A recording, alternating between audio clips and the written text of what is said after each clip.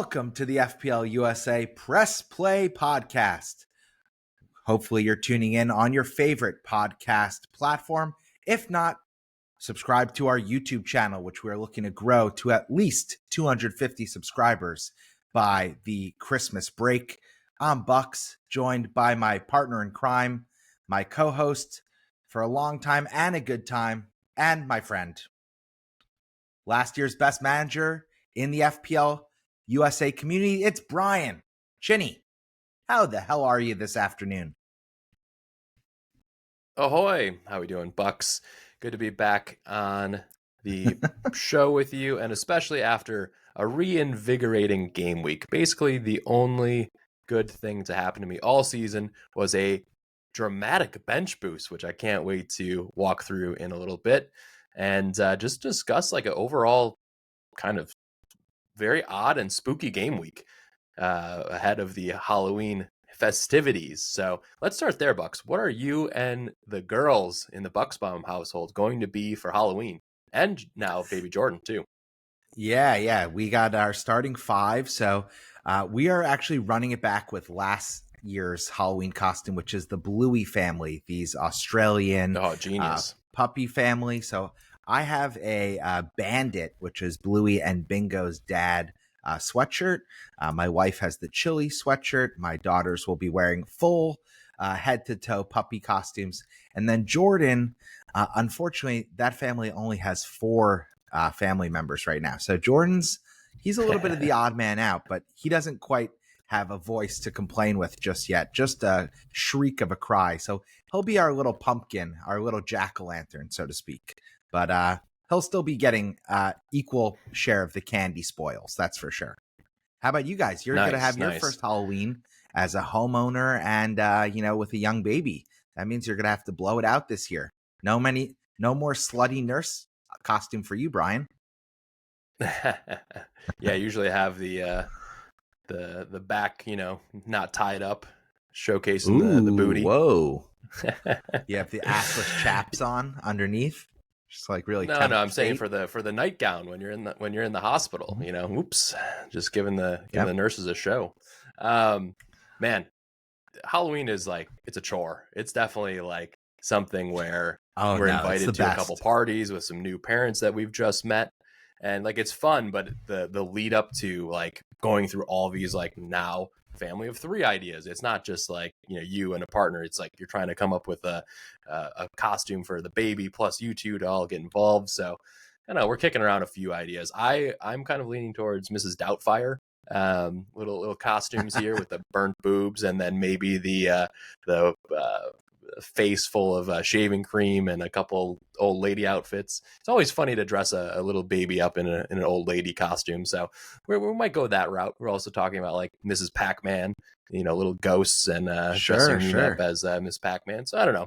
We're working through it, but when they're like baby, you want to at least have a half decent costume because they'll be looking back on that as their first Halloween experience. So we'll see how we come together this week before the parties.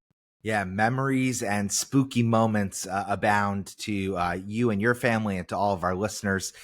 You mentioned it's a chore. By us, this is like my neighborhood does Halloween the best of all the holidays. So we have people like blow it out. They're brownstones. They're giving candy out. They put shoots out. They're spending like hundreds of dollars, sometimes thousands of dollars on decoration. And crazy.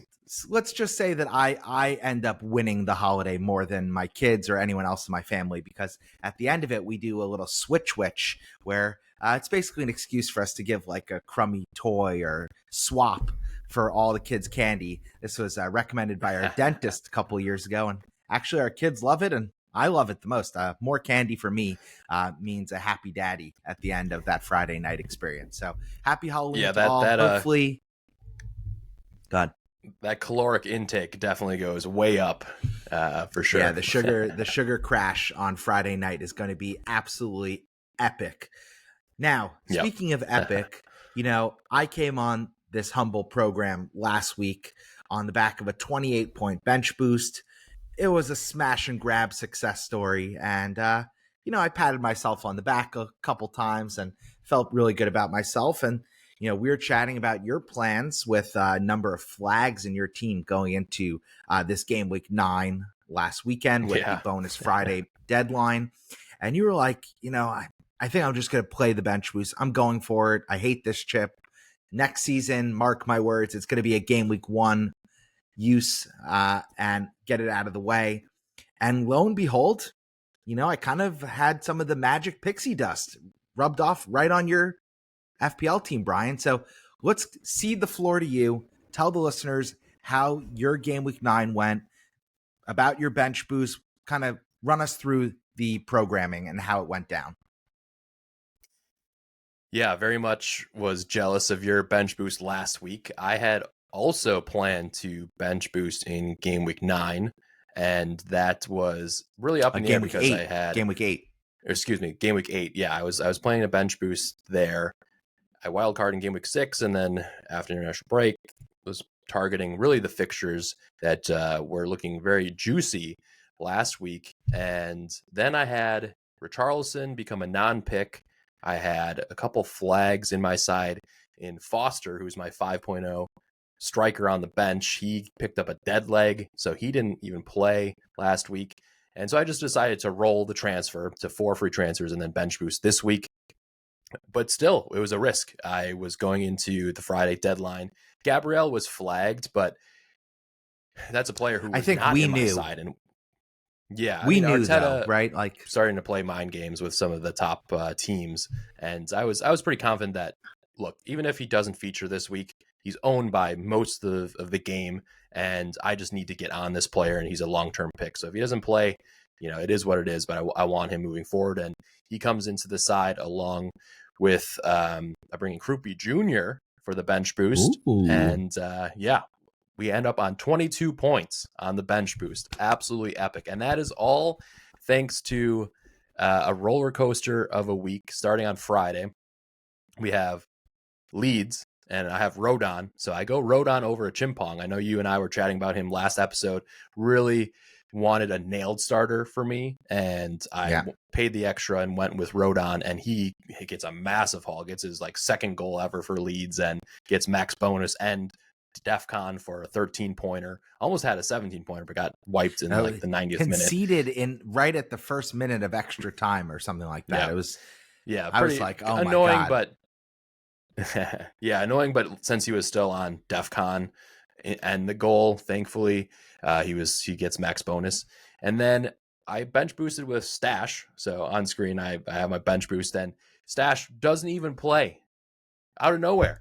He's been apparently had a broken finger, and it's just so bizarre, right? Because you're trying to be like, all right, I need good fixtures for my bench. And then this guy, first time all season, doesn't play a single minute. Can't get on the pitch for a single minute. So that was frustrating. So I'm like, okay, well, still, if I got 13 points between 2 players on the bench boost, I'd be thrilled, right? And then going into the weekend, I have Dubravka and Foster, and then the lineups come out, and Foster not starting for he's Burnley. benched, and I'm like, God dang it, he's still dealing with a dead leg. Is he not going? Am I really going to bench boost with 2 players? I'm like, well, still though, 15-point bench boost, not bad. Foster comes in the 70th minute and scores the game-winning goal versus Wolves. He goes from a 1-pointer cameo to 7 points, gets a couple bonus points in there as well. So really incredible 22-point bench boost. Super happy about that. And my team is a little different than a lot of teams right now. I've completely swerved João Pedro. I've swerved Gyökeres. I've swerved Saka. So I have Mo Salah in my team. He comes through with a goal and 6 points. Krupi Jr., 6, transfer in. And then I have the triple up of Arsenal defense with Raya, Timber, and Gabriel now. So super happy with the team, but I have Virgil van Dijk, who has been a massive problem. So I will be ripping him out this upcoming game weekend, trying to update Stash, who's a non-playing player right now. So overall, super happy. Still 3 million, terrible rank, but 73 points net. I was the high scorer in the FPL Game Week Content Creators League. So hopefully have a little bit of fucking momentum from this point. Yep. How'd you fare, buddy? Love to see that. Less great, less well, let's say. I end up on 43 points.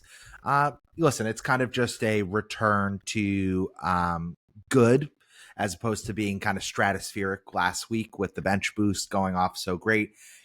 From 95 points to 43 points, if I were to just slice that in half, right, and I'm on like high 60s both weeks, I don't feel too high, too low, but my rank is pretty much fine and the same in both regards. So I feel like, I'm not getting too worked up about where my team is. I feel good about it, all things considered.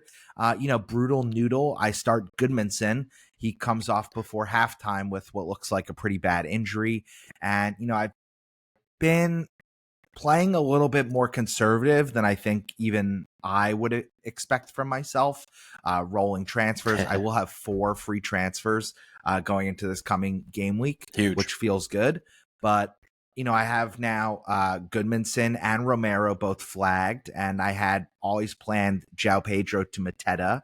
And, all of a sudden, Foden is in my team. I sold Reindeer. I feel really good about not having that as a dead spot in my midfield right now. But I have Foden, and despite how great he looks getting into good positions, passing all the tests when it comes to advanced stats and the shots he's taking, he's blanking his life away, and he's blanking my FPL midfield points away right now. So it seems like everyone else is getting points tough in that 8 million range, and this guy keeps getting 2 and 3 pointers, which ain't how you do it. That's not how you get green arrows. So well-deserved red arrow. And I look at my team, the real bright spot is my differential white truffle that I uncovered. Your little truffle treat. Yeah. At the cherry vineyard, I just stumbled upon this really interesting looking patch, lightly trodden on. Everyone seems to be going for the Senesi, pumpkin patch, or the Senesi, free tractor rides. And I'm just over here protecting my white truffle Truffert, who gets a 10-pointer. Fuck yeah. Love that. Huge. He was my high scorer by like a country mile. Leaps and bounds. Yeah. I think he's when I look at my team, right, he's like 100% importance for me because I'm the only person crazy enough to go for this guy. Yeah, huge differential. And I would say that you kind of lucked out actually with the Goodmanson 1-pointer, because for the full 89 minutes or so, that was looking like, that was a 6-pointer. I should have had at least minimum there. So that clean sheet being wiped at the end was, at least just a difference between a 1 and 2-pointer from him. So 4 free transfers, though, is super important, because I think you have at least 3 transfers probably to make, maybe 2 or 3 this weekend. I think we will all be talking about Crystal Palace assets for their upcoming fixture run now that they've gotten that Arsenal match out of the way. And like you said, Mateta, maybe some defense from Palace. Those guys are all on the menu. So overall, we're trending. We still have some chips to play in the first half, and looking forward to us hopefully banging a few. But I mean, this is the only time I think in our podcast history where both of us have really had a successful bench boost. So let's hopefully pass that good juju on to our Black Wolf Dan, and hopefully when he plays his in game week 10 or 11, that he'll be able to net 20 points just like we did. Yeah, I'm into that, especially since he's a Wolves fan. I know Chelsea are set to play Wolves in the League Cup this week. I will wish Dan bench boost success, as it's been a rough start to the season for him on the pitch, as he supports his team in the mustard yellow colorway from that shithole up north, and in the FPL fantasy game as well. We love you, Dan. You've never been. You've never been to that area. I've followed Noni Madwecki's Instagram account, so I basically have been just through the internet. Wow, the haters ball is live. Wow. Yeah. Hate. Woo. Okay, let's go to the average score this game week, which was a whopping 46 points. So the more handsome host was able to best that. Myself just fell a little bit short. It's like I kind of stepped on a rake in the car park. Now, the manager of the game week, I mean, I just want to pause a minute and just say that some people have all the dang luck, because the top manager in the Press Play Palooza did not use a chip. Look at this lineup. Used 2 free transfers. All right. One of the free transfers is Pedro Neto. the entire FPL community online is raving about how it's Enzo Fernandez or roll the transfer. And Mohi and their squad, three Kasyat lands on 90 points. I mean, this is insane. They get VDV, Rodon, both in the starting 11. They have Mbomo, double Arsenal defense, Pedro Neto, Strand Larson, and a Saka cap. I mean, there was just points galore in this team. 90 points without using a chip. Bravo, Mohi. This is one of the more impressive manager of the game week that I've seen in a while, because it's the most unique team I've seen for sure in a while on the manager of the game week profile. And it's just a real emphasis on playing your own game and the virtue that can come with that. Freaking VDV, man. Unbelievable. I mean, this guy is in so many auto-selected teams to start the season, and he has been my big miss of the season because I was talking mad shit about him being made of glass. Yeah, and you were. Lo and behold, this guy just becomes a goal-scoring machine. I think he's got like 5 goals in all competitions this year. Gets a brace of headers. I mean, insane. 23 I think he's pointer. the fifth. I think that's... Go ahead. Fifth high scoring defender score in FPL ever. I think probably I believe it. A lot of those other scores are in double game weeks. So, I mean, he just absolutely flew up the score sheet. He was by far the top scoring striker option this game week, and he plays center back. I mean, it was madness. You watch that game. Yeah, I mean, so good on him to have VDV, Rodon, and Bumo, which is really the trifecta of players that, you know, if you had one of those, you might have gotten a green arrow this week. So to have all three and double up the game week averages, truly incredible. So well done to him. Yeah, Mohi, way to smash it. You still have a chance to get your shout out if you've already joined us in the Press Play Palooza, our free to enter mini league. We have about 600 members and managers in there. We look forward to shouting out and profiling many more of your game week successes from this point through the end of the season. With that, Brian, I think it's time for us to hit the fast forward button, and let's get our crystal balls out and look ahead to game week 10, which is coming after the League Cup matches happening midweek. So where do you want to start out here? Yeah, that's right. And we'll highlight some of the recent form of these teams. So let's start with Arsenal at Burnley, coming off of another clean sheet. So they have cleaned 6 out of 9 matches thus far, and Burnley look pretty putrid. Maybe they could try and sneak in a goal, but the way that Arsenal are rotating a few of their players and just focusing so much on set pieces and defending with their depth, I see this as at least a 2-0 here. And you know, what is your prediction in this one? And then we can talk about both Saka and Gyökeres as picks. Did you just say 2-0 from the team all the way at the bottom versus the by far and away title favorites and the hottest team in European football right now? Just 2-0? That's right. You sure about that?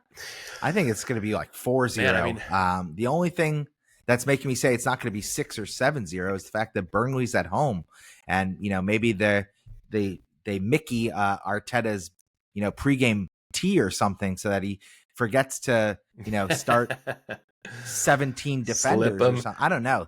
I don't even think this is going to be a contest. Hey? Yeah, I think Arsenal are going to absolutely demolish Burnley. The fact that Saliba might be injured for this one, so we might see some mascara action. You know, that's perfect timing with the Halloween holidays. So mascara might scare you if you're an Arsenal supporter. He might have a kind of rookie moment. But I think this is a comprehensive victory for Arsenal. And especially with you now having triple Arsenal defense, wow, I think you're going to be very, very proud papa when you look at those 3 guys and all the points they bring in this week. Yeah, I mean, even if they concede, just the way that Arsenal is playing, like they are so focused on set pieces, Gabriel, anytime he steps on the pitch, he looks like he's a walking 15-pointer, right? Like he is on a historic run right now for defensive hauls. And that is why my season has not gone well. I did not bring him in until game week 9. And man, if I would have had him from game week 1, it would have been flying. If I would have chose him over VVD on game week 6 wildcard, like I had all You'd be like originally 30 planned. points better. Yeah, I know. No, like 40. It's insane, the reverse form of Liverpool versus the defensive form of Arsenal. So, yeah. And then I just want to shout out, like, this is a get right game for both Saka and Gyökeres. They can be flat track bullies. I'm just a little bit concerned over the haul of the season that Arsenal are really spreading out a lot of their goals between a lot of different players versus one or two players hogging all the big chances. So, this is one where, maybe Trossard or Martinelli gets a goal or two. And I'm just like, the investment for 9 to 10 million for those Arsenal guys just does not seem worth it at the moment. And that's what we saw this past weekend when nobody is firing for any FPL relevancy. So it was definitely a weird past game week. Yeah, one thing that's worth noting about Arsenal is how much of their goals are coming from set pieces and from dead ball situations. They are not one of the best open play attacks right now. Of course, they were missing Saka for most of the opening portion of the season, and Gyökeres, I think they're in the he looked good against Leeds. Bottom 5. I think they're bottom 5, but I think they've scored something like 50% of their goals from dead ball situations. And as a Saka owner, right, that makes me a little concerned because, of course, Saka is not the one who is taking a lot of those free kicks, and he's not the biggest body, so he's often not finding himself on the end of those deliveries. So I think, you mentioned Gabriel. I think he's a very strong captaincy option this game week. I also think if you have Timber or Saka or Gyökeres, you wouldn't be crazy putting the armband on those guys. But if you have free transfers and an open Arsenal slot, I really feel like this is a Declan Rice kind of fixture, and it just lines up for all the strengths. He'll likely have interesting shout. Lots of chances to get assists. He might even have a chance to go at goal once or twice. So, I think Arsenal are the team, even more so than Crystal Palace, which, of course, you've heard from every one of the content creators how important it is to get on them ASAP. Arsenal are the team that if you don't currently have a triple up, you need to figure out a way to get 3 of their assets in your team immediately. All right, Bucks. We also have Newcastle, who are in pretty decent form at West Ham. Will they be able to stymie the bleak attack under Nuno once again? I mean, this Hammers team, woof, they are spineless right now. Yeah, they're in trouble. They are winless in their last 7 home matches. I think it's going to be 8 after Newcastle come in and mollywop them. I think it's 3-1 to the visitors. And I think what's most notable is that despite Nuno coming in, there's just a mismatch in physicality in this game. West Ham are among the worst team when it comes to set piece defending, and Newcastle are a bunch of big, brawny lads who are going to put some muscle on you. So I think Dan Burn, Voltemade, maybe even Fabian Schär, all legitimate options as potential transfer moves in for this game week 10 fixture. And I think Newcastle fans are going to have a lot of joy at the Hammers' expense. You agree with that, or you see it a little differently? Yeah, I mean, they're one of the weakest teams in the Premier League right now. Their midfield is just so slow, and they don't have a striker. It's a lot up in the air. Even Pack playing out of position is not getting it done. He's been offside a couple times on some goals. So I see this as all Newcastle, and I'm just really trying to weigh up, like, is there a pick outside of Pope and Burn on this team? So is Woltemade or the likes of Gordon worth it? It seems like Gordon is playing 70 minutes, and he would be the one on pens, and then Woltemade would be on pens the last 20 minutes. But I don't know if they're said that last consistently week, I think. attacking enough to invest in. You really feel that way? I feel like Voltemade, he's the new number 9. I think he's on penalties. That's my sense.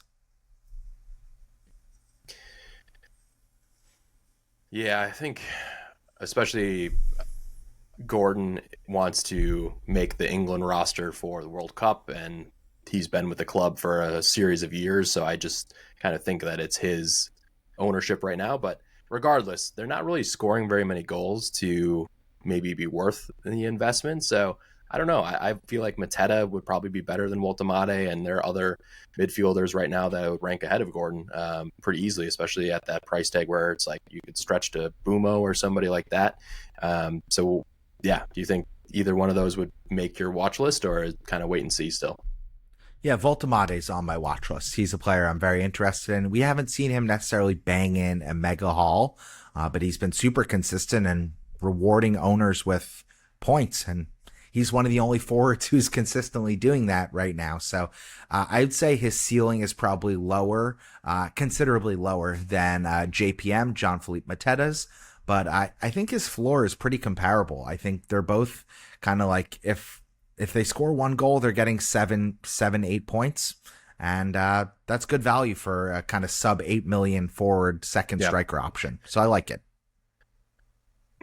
He's got 4 goals in 6 matches, so pretty consistent performance. If you get 2, 1 in every 2 games, get a goal. We'll see if that can continue. All right, and he had a really nice assist in Champions League. I mean, he's doing a little bit of everything. He's become a very important player for them. Nice. All right, let's also kind of fast forward. I don't care. That's what Jim is saying. Matches IRL. Best matches IRL. Chelsea at Tottenham. Can Chelsea bounce back after an abysmal performance versus Sunderland Bucks? Ugh, that was a rough one to watch. Yeah, they better. I said it last podcast. This is the most important stretch of Chelsea's season, at least in the first half of it, because these are all winnable fixtures, and they did not win, notably against Sunderland at home. That was very concerning. They need to get back on track away at Spurs. And interestingly, Spurs have seemed to be stronger away from the giant toilet bowl at 3 Point Lane than they have been in front of the home crowd. So I think Chelsea can come in and get a shock result. I think 2-1 to the visitors.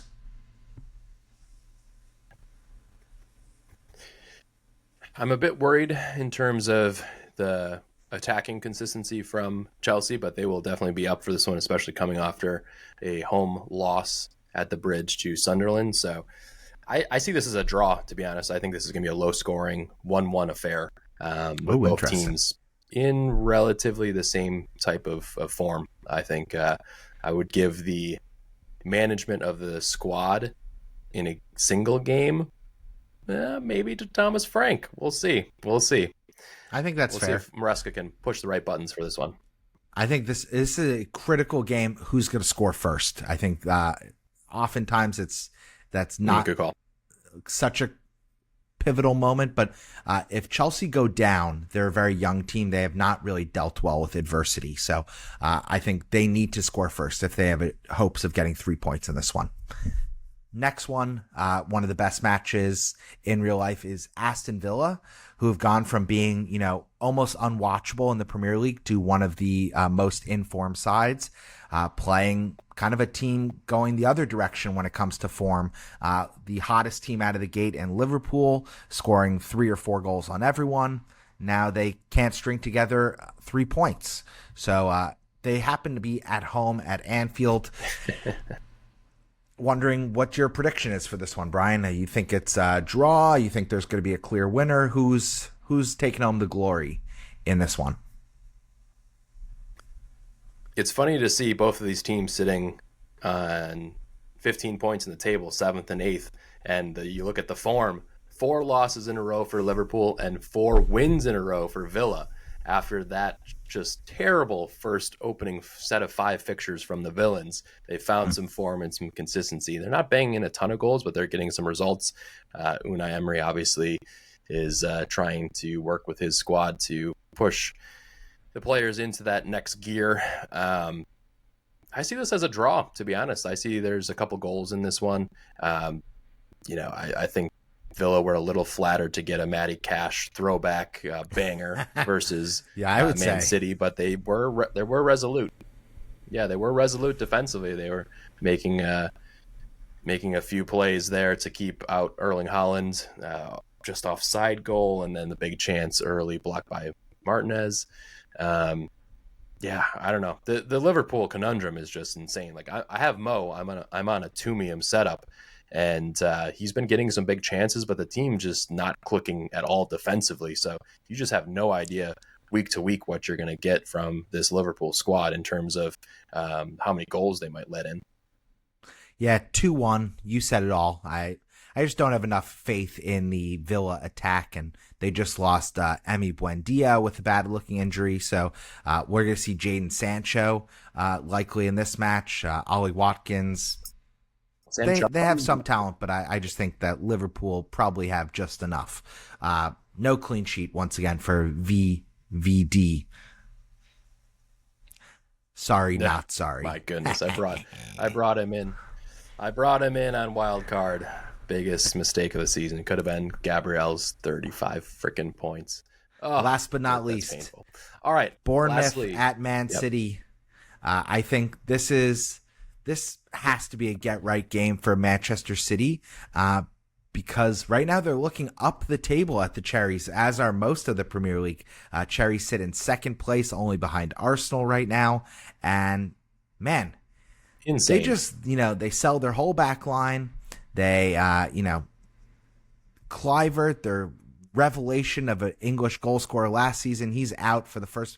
Who gives a shit? They're still pounding it in. They look fantastic, and I just love that their consistency. They're kind of a small club doing big things this season. So, and they have big ambitions. So, I think there's going to be goals in this one. I think City probably have enough, but 3-2 to the hosts.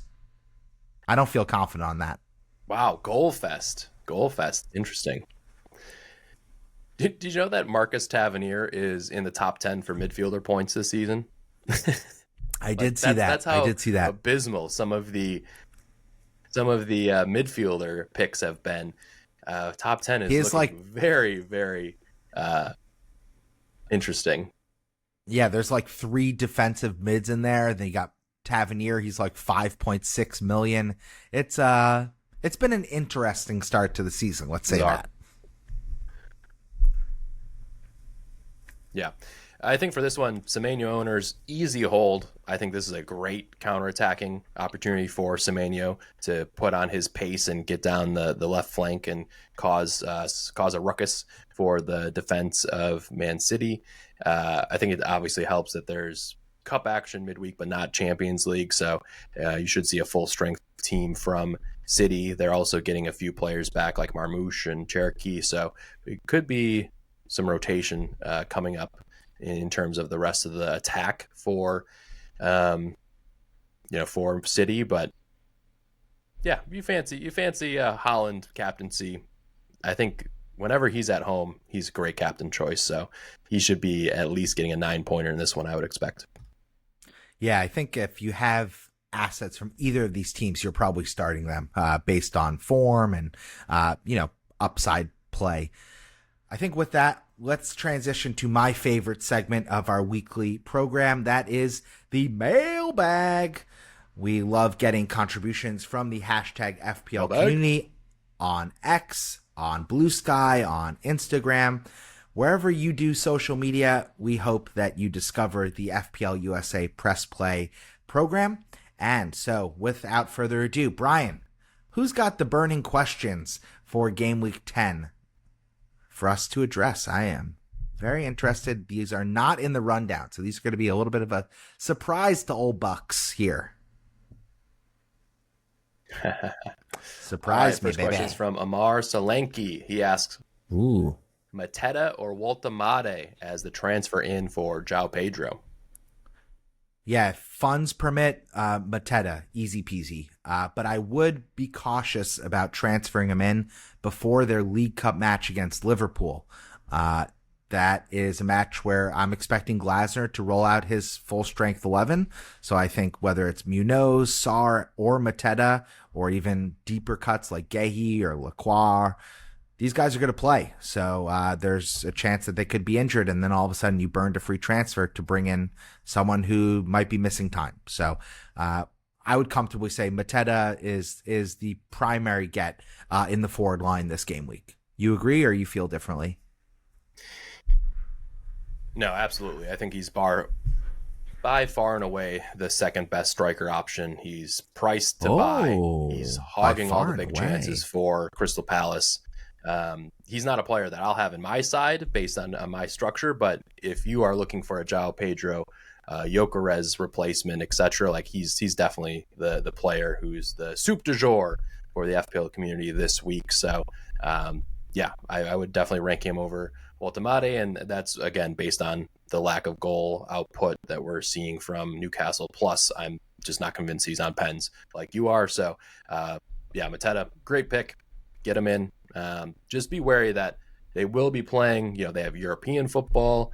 They have good standing in the league. They're in the cup. Like they're playing a lot of matches. So he has been a player historically who will put in a 55-minute performance a couple times in a span where they play a lot of matches. So hopefully you don't have to wear that on your FPL side with a 1-pointer. But yeah, he looks like the by far and away the second highest XG from any forward out there. So he's a good pick. I'm just going to draft off Amar's question, Brian, and I want to ask you this, and I think it'll be interesting for the listeners to hear. You can only fit one in your team, Munoz or Mateta. Who's the top priority from Palace, assuming they're both fit and firing come game week 10? Yeah, I'd have to go Mateta. I think that's still okay. Just being on pens and being a team that does attack quite a bit.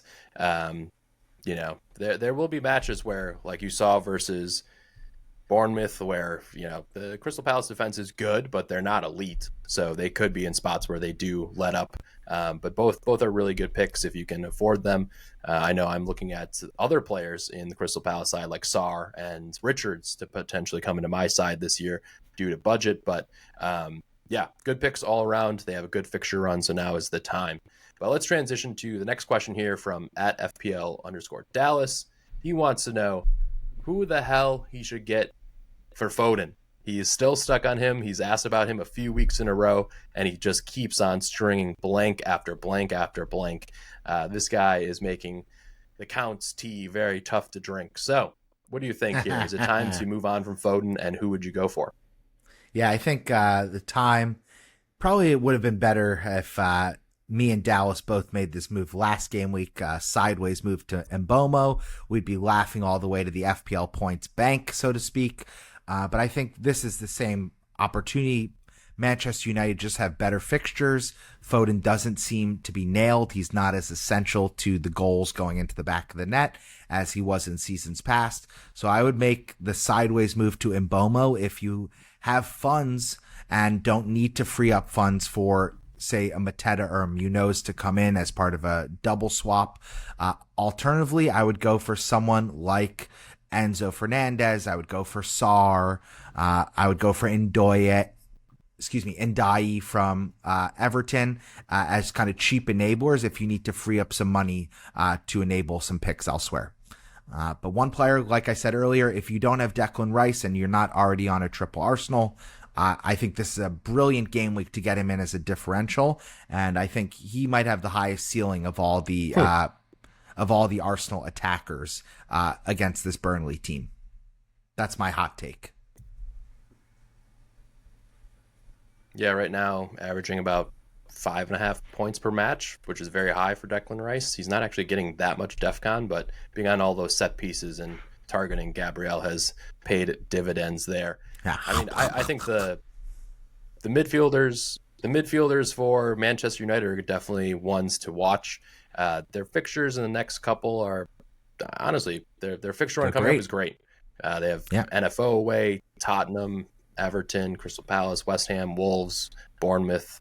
I mean, these are all good fixtures, I think, for attacking output. So Bumo is the one who seems like he could score the goals, but there will be times when Bruno Fernandes just vacuums up a 8-pointer for DEFCON and maybe 1 assist or whatever that combination is in those routes to points. But Bumo is the one, if you're going to watch all their matches, that's probably more fun to own to have a few cracks at goal. Yeah, Bumo's the one who's right now in form. He's passing the eye test, the analytics test. I will say Cunha, if you need to squeak out, you know, 0.1 million less. I think Cunha, he's going to get a haul. If not in game week 10, then very soon. He's now back to full fitness. And I just think that the Manchester United attack has really looked good, despite maybe, you know, them not getting 3 and 4 goals each and every game week. I think this fixture run is targetable for FPL managers. Yeah, and this is a spot where there could be some competition from Mason Mount to play on that left side, whereas Bumo probably has less competition on the right side, but clearly first choice and going to play a lot of matches where he's either on the left or he plays up top instead of Sesko. So also an interesting differential if you want to go that way. But Bumo being on more set pieces for those corners, great has shout. A few more routes of points, so I would lean him. Yep. And but I also just want to say, you Brian, have a week like this. Go ahead. I was just saying, you have a week like this where none of the midfielders really did anything but Bumo. It's hard to kind of envision who else is out there that's going to get you points after a damp squib of a game week. So I think a lot of the guys that you listed are still fine picks. Totally fair, but I also just want to add that I think that if managers have Bruno Fernandes, I wouldn't let that be a blocker to go double Manchester United midfield. I think the way that they are moving the ball around and with the fixtures to come, this is very much unlike me to put any good words together to back a team that wears red, but I think the fixtures are excellent for Manchester United attackers, almost as good as they are for Arsenal defenders. So I think just kind of unleash the horses, use those transfers to bring in players who have that kind of high ceiling. And Bruno, Mbomo, Cunha, they all offer that for FPL points. You hate that, I can tell. Sure. All right, next question is... That's right. No double ups. Next question is from @MyGamingFan. Wants to know, what would you do with Gyökeres? Easy hold this week. He is playing Burnley. You got to hold. What do you think, Bucks? Yeah, it's a tough one. I think that he really is not delivering anywhere close to a £9 million pound asset. I mean, he's taking up basically 10% of your squad value, and he's giving you 2 points every game week. That's harder to stomach than if it's João Pedro and it's kind of, 1.5 million less. But I agree with what you said, Brian. Just give him one last chance to loon here versus Burnley. After this, if he doesn't deliver, if he doesn't get at least one, if not multiple goal involvements, then, wash your hands clean of it. Make the move to Mateta next game week. But keep Gyökeres for one more game. I think that's pragmatic advice. Yep. Last question is from @FPL Conte. He wants to know, what black magic club does he have to join to buy Rodon before getting an immediate 13 pointer? I was wondering Avi, this too, Brian. Oh man, he's complaining because the likes of FPL Focal and Harry both just bring him in this week and he gets a 13 pointer. I'm not part of that syndicate, but I also brought him in for his 13 pointer on my bench boost last week. So I'm a happy Rodon guy.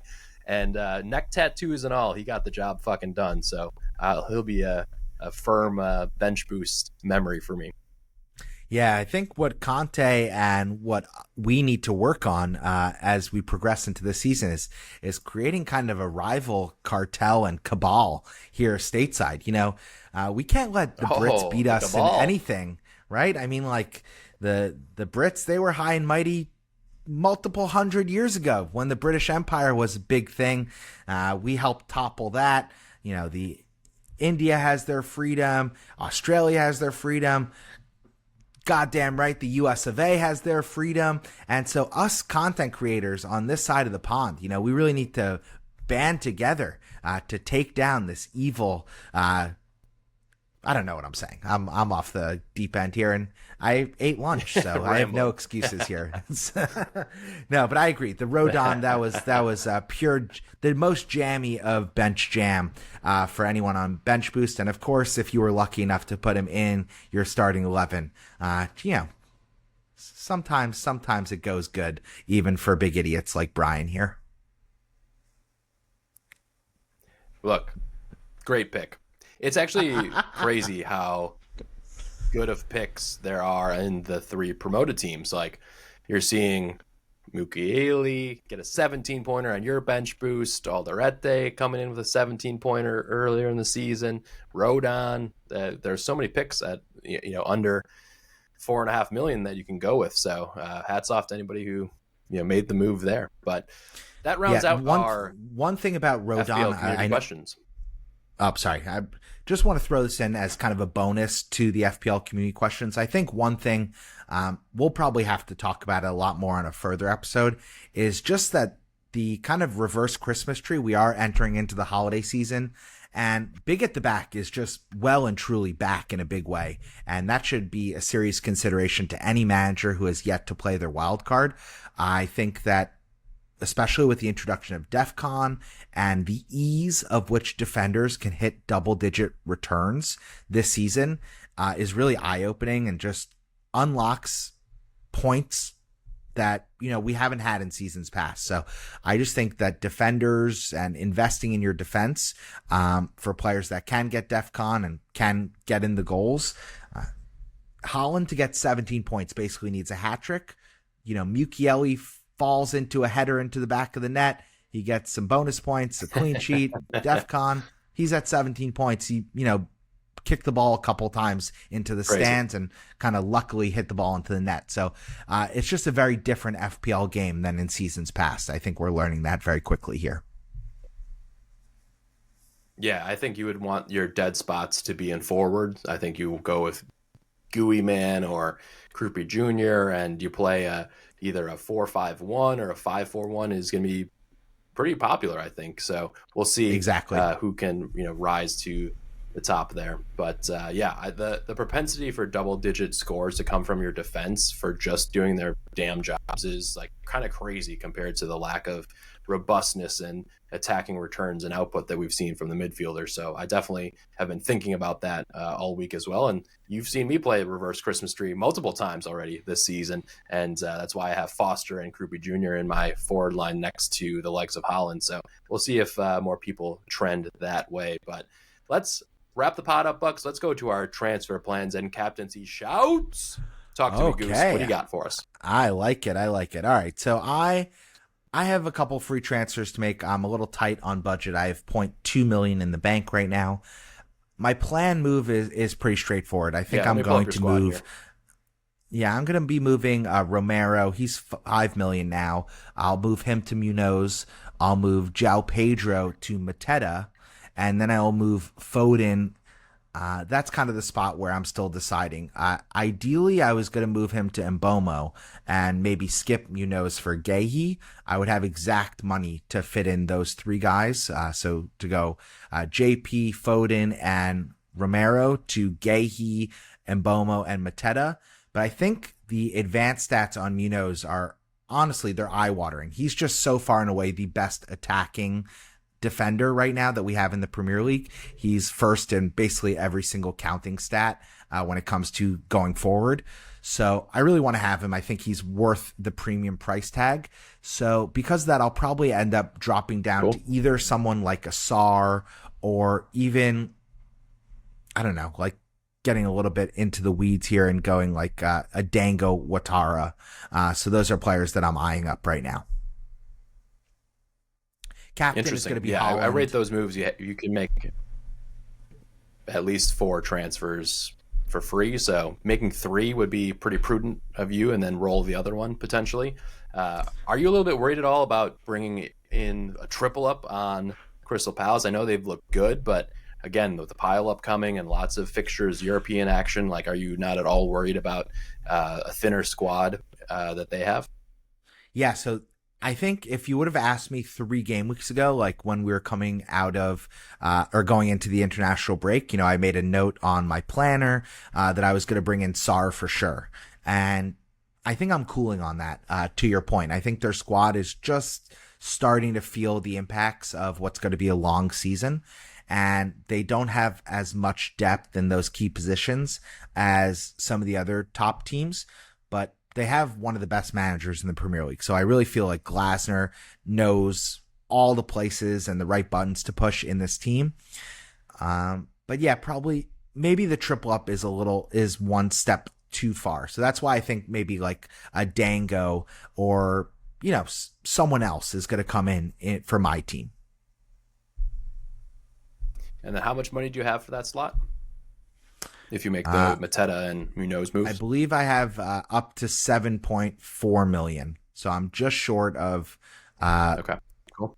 Yeah, I'm just short of like the 7.5 level, but I'm not far off it. And again, if I just went to, if I went Romero to Gehi, right, then I don't even have to use that third transfer. I could keep Foden as a differential. But he sucks, so maybe that's not a good idea. Interesting. Good moves. Good moves ahead. Yeah, I rate making some moves and refreshing the team there.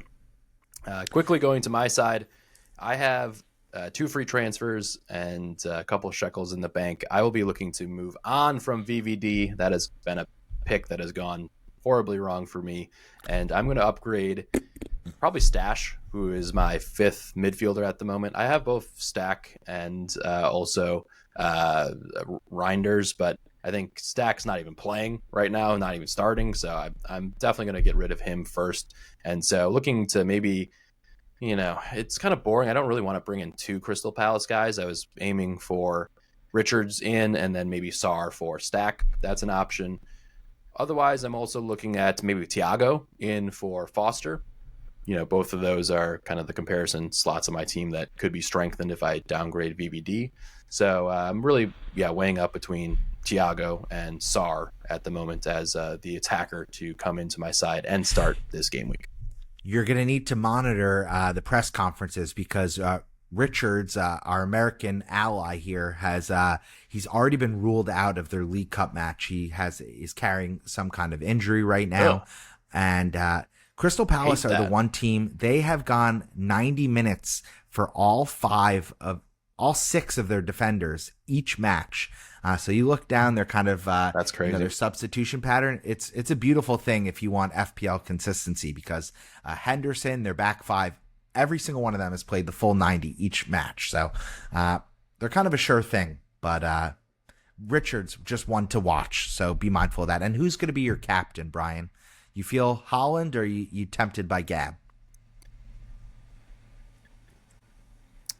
Yeah, I'm not going to lie. I'm definitely tempted by Gabriel. I think it could be a moment of brilliance to get an 18-pointer from him, but I don't know. I just rate City's attack to bounce back, and when they're playing at home, I feel like there should be space in the Bournemouth back line to penetrate. So I think if Holland was away as well, I might go Gabs, but right now I'm on Holland cap. I expect him to get at least 9 points in this one, and upside is there for the brace for sure.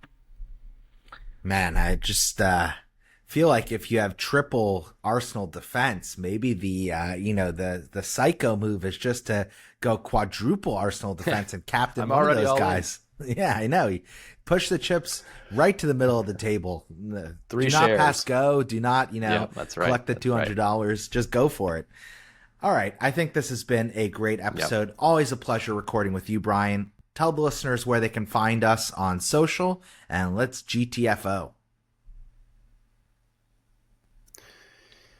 That's right. Please follow us at FPL USA Press Play. We are on all platforms. I'm doing some posting on TikTok. Check us out there. Obviously, more YouTube content and some shorts. So appreciate you guys following along. And then if you just want to hear our sultry voices on the podcast version, you can find us wherever you listen to pods. So best of luck to everyone in Game Week 10. We will be back soon in the airwaves. And Bucks, I will see you in New York next week when I fly coast to coast and drop off some special packages from you. Maybe a few from the bridge in London, maybe some new shoes. I got a couple of things coming your way, so you'll be wanting to go out of your way to find me in New York. Yeah, you got to pack that extra suitcase for some bagels I'll be sending home with you. Anyway, best of luck. Safe travels to you, Brian. Green arrows to all of our listeners. And, of course, make sure it's fun. That's why we play FPL at the end of the day. All love from Brian and Bucks.